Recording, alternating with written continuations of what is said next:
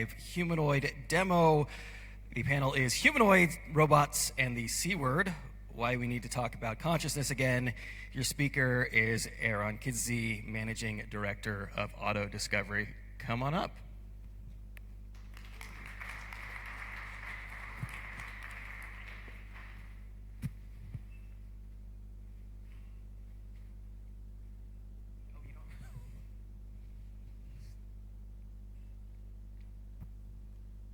So I'm just going to plug in for the demo later on. I'm afraid it will be less robots, but still hopefully quite exciting part at the end. Because when I was asked to present in the morning of the first day, I thought I should talk about something a bit more controversial. Something to give you some conversational topics for lunchtime this day and the next. And as such, some of the things I'm presenting are more of an opinion, less engineering and science. So feel free to argue back, and I'm looking forward to the discussions over lunchtime. But the part of the Autodiscovery business is that we are the official UK distributor for Unitree and Agilex, two of our very close friends from China who build amazing robots. And as such, I had the opportunity to go to a very large variety of customers in the UK in the past 2 years, across every sector, experiencing how they are deploying robots, how they want to deploy robots in the future. And it's really, really interesting to see the positivity we get, but also the current barriers that we see. So I wanted to talk about this. And in a future where we potentially have billions, not millions, billions of humanoid robots, what could stop this from happening? So I'm going to give you two reasons, two non-technical reasons which we shouldn't worry about, and two reasons which I think we should worry about.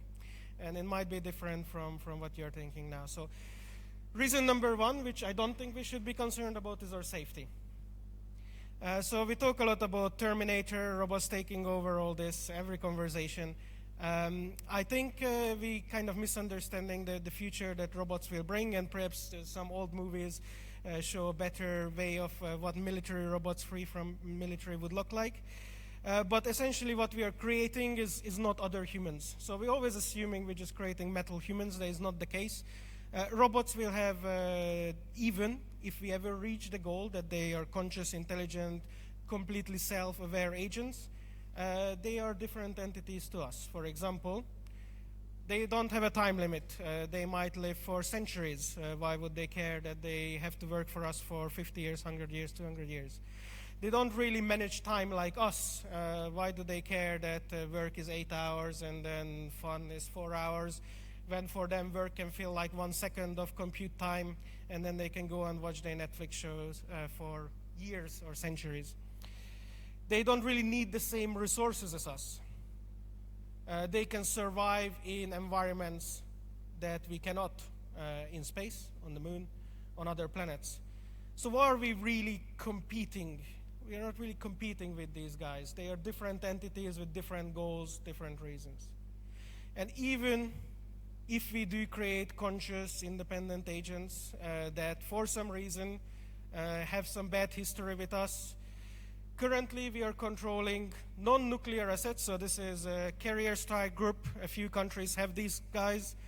We don't need to go higher up than this. Definitely don't need to look at the nuclear solution. This thing can delete a city anywhere in the planet. So if it goes really bad, we can have control of one of these, which we are controlling as humans, and remove those robots and start again. Second topic you shouldn't worry about, or jobs.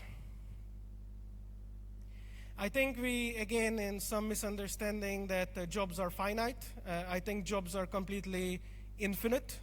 We have plenty of things to do. If you give me exactly the same number of robots that I have engineers in the company who are capable of doing the same things, I will fire precisely 0 people. I will do more things. So slight misunderstanding in what in humanity we can achieve. We don't have bases on the moon yet. We haven't colonized the solar system, so I think there is plenty left to do. And if we look at a little bit of history, going back to 1900s, we had less than 2 billion people, and most of the population wasn't working because mostly the workforce was male. So what happened in the last kind of 200 years is we 5x'd our population, and we put the second half of the population to work fairly efficiently, and it's fantastic. But that means we nearly 10 times our workforce, and jobs didn't disappear. You know, we don't have jobs for 2 billion people. We have jobs for pretty much the same as it was back then. In fact, if we look at when jobs disappeared, all of those events which we see as peaks are not a result of automation. They are a result of our society, our financial system, and the way it's set up. So historically, we don't really have evidence that automation is bad. And in fact, civilizations that overproduced, that really did quite well, which didn't need to work any harder. They had all the food, all the shelter, everything they needed, all the security. They always came up with some things to do. Now, maybe this is not the sort of things we want to do, but definitely there is scopes to build some legacy for our society beyond kind of just fulfilling